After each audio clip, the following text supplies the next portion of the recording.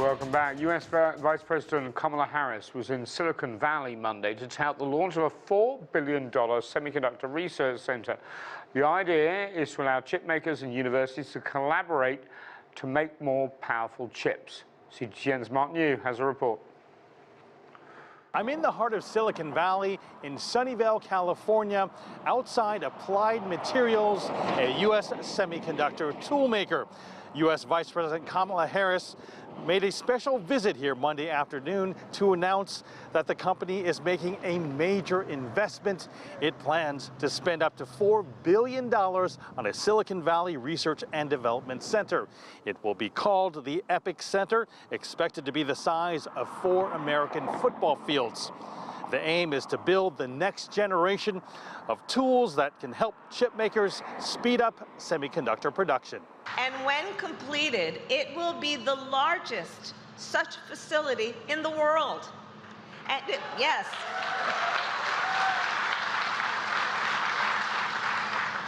And of course, it will contain some of the most cutting-edge technology, including machines that can build semiconductor components as thin as a single atom. Applied Materials plans to use government subsidies from the CHIPS and Science Act.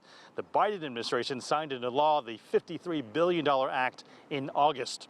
Vice President Harris says the CHIPS and Science Act, along with the Applied Materials announcements, are important because it will help create tens of thousands of high-paying jobs, and it'll help strengthen national security by ensuring the capability to produce semiconductors at home. Mark New, CGTN, Sunnyvale, California. Well, the global race for computer chips, China has clamped down on U.S. chip giant Micron, citing national security risks. China has banned certain local firms in key information infrastructure sectors from buying memory chips from Micron. That effectively keeps the U.S. chip maker out of vital infrastructure projects in China. Micron's chief financial officer said Monday the company does expect some revenue loss as a result. Micron's annual sales from China are about $3 billion right now, about 10% of its total. To talk more about the U.S. CHIPS Act, I'm joined by Sourabh Gupta. He's resident fellow at the Asia Pacific International Relations Policy Specialist at the Institute for China-American Studies. Thanks so much to see and good to see you, Sourabh. First of all, you know, this whole CHIPS Act, which of course is being rolled out here and supported by the Vice President there, is not without controversy. Why do you think Vice President Harris is spotlighting it now, especially just in the wake of the G7? Well, she's spotlighting it now because they have been incrementally moving that act forward actually implementing it. They have a steering council. They've put out documents in this regard. They've put out important guidelines which China has found very troubling with regard to non-expansion of capacity in China. There's these guardrails which they have this thing.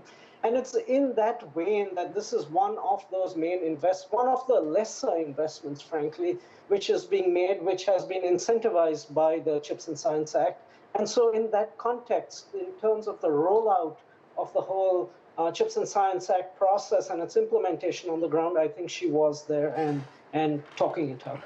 Yeah, is the CHIPS Act, which you know is controversial in itself, attracting investment that was envisaged by U.S. policymakers, especially foreign firms? They have some real issues with it, from the Taiwan region's TSMC to Samsung and beyond.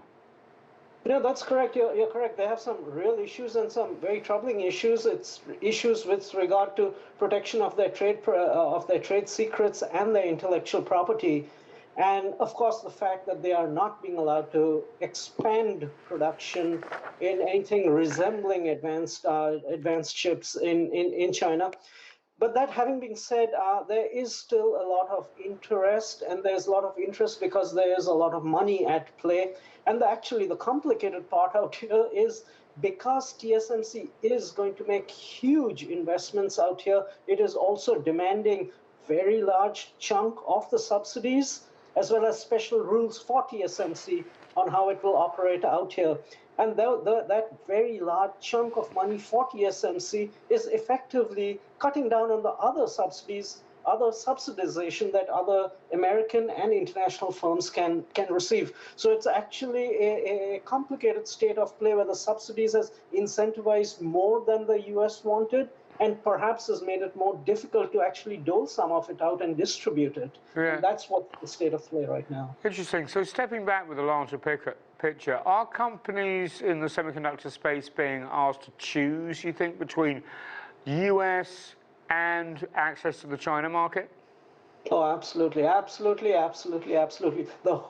One of the important purposes of the CHIPS Act is to ensure that no American money or foreign technologies or American technologies bleed into the Chinese semiconductor ecosystem, and that where the ecosystem exists at this point of time is where it will remain unless China itself can provide the innovation to take that ecosystem up to the next level. The whole purpose of the CHIPS Act is to incentivize production in the US, including foreign chip makers, but also use that as a lever and a tool to ensure that they don't help China in any way in expanding its semiconductor prowess. And this has troubling consequences. But the fact that the US has such a dominant position, upstream position in chip manufacturing, allows it to play this hand, frankly, and get away with it to a significant extent. Yeah, it's been called the Silicon Curtain, and I'm just thinking, going back, laser pointing on this week, the Micron ban in China, even though it's regulatory as Beijing maintain, it's the first time that China has sort of seemed to be responding to what the US has been doing. What do you think the fallout's going to be? Not a tremendous amount of fallout, because memory in chip making was always seen to be a little bit on the commoditized side. And China has its powerful memory chip makers who are really burgeoning, coming up the ranks. This will, in fact, help them as Micron is elbowed out of the market. They can enter, but they might not be. But in other wider areas of chip manufacturing, China still needs to make great investments before it can see rewards. Also, this is a good time to do this simply because there is extra capacity in semiconductors at this point of time. There is a downturn in the industry because final demand has come down because of recessionary conditions worldwide. And so this is a good time to kind of hurt the American manufacturers as China is playing this out.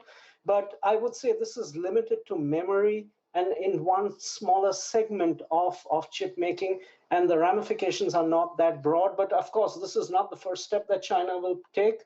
But China is more or less a rule taker in the semiconductor space, unlike in the battery industry, where it's the rule maker. And so China's degree of leverage also is limited up to a point. Sourabh Gupta, thanks for really enlightening us on this. It's a difficult subject, and you handle it masterfully as always. Thanks, I really appreciate it.